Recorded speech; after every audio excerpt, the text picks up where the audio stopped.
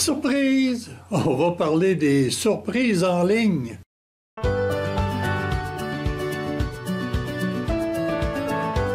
Il y a un siècle, en 1918, lors de la grippe espagnole, on a cru scientifique de nettoyer les surfaces avec un produit qui tue les virus, comme l'eau de Javel. Mon grand-père Joseph, très astucieux, savait déjà faire de l'eau de Javel.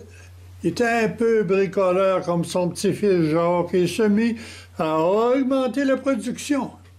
C'était en même temps les débuts de la téléphonie. Mais les fils se faisaient rares et tout un rang de campagne se retrouvait sur la même ligne. Ça avait l'avantage puis l'inconvénient de ressembler aux réseaux sociaux.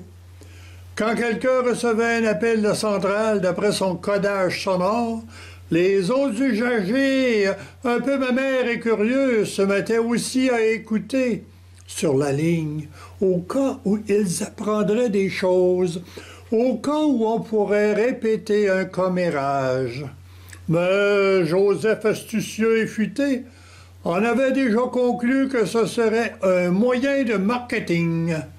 Dans chaque rang de Saint-Édouard, il y avait ben une cousine lointaine comme Irène, pas mal ma mère, à qui il pourrait proposer son produit. La nouvelle technologie à un seul fil attirerait du même coup les voisines curieuses. Quelle publicité! Il épuisait sa production rapidement, d'après ce qu'on rapporte. J'ai d'ailleurs gardé quelques spécimens de l'époque, comme mon téléphone chandelle ici. C'était ça, la vente en ligne. Toutes les bouteilles disponibles pouvaient se faire remplir. C'était du vrac, alors c'était écologique. Le mot ligne a bien des sens, bien des usages concrets. Dès mon enfance à la quincaillerie, l'automne signifiait la vente pour la pêche, des lignes pour les perlants, puis l'été pour la pêche, pour les autres poissons.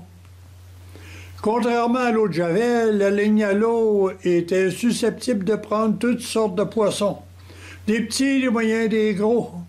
Quand ça mord, il y a toujours un moment de mystère, d'inconnu. Qu'est-ce qui va arriver? Des petits éperlants qu'on doit faire mordre 14 fois pour faire une douzaine? Peut-être. On va encore à la pêche, mais la venue d'Internet a apporté un autre sens à la ligne, où tout genre d'objet peut mordre, même si on essaie de choisir sur le web. Les mystères sont encore plus grands.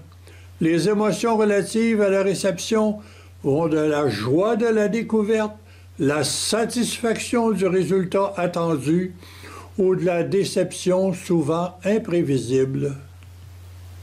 Je donne un exemple. On voulait récemment une poubelle avec couvercle pour la cuisine, car le chat visitait les ordures à ses risques. Une déception nous attendait. La poubelle fut arrivée, bien sûr, mais avait la grosseur d'un gallon de peinture, disons d'un 4 litres pour ceux qui n'ont pas encore 50 ans. Là. Ce fut à recommencer, et là, un grand frère de grandeur raisonnable. C'est la découverte imprévisible de l'achat en ligne. Faut parfois se reprendre. Le progrès prend diverses formes avec des paramètres semblables. On ne sait jamais ce que la vie, surtout la vie en ligne, nous réserve. Satisfaction, mystère, déception. On veut pas ça, là.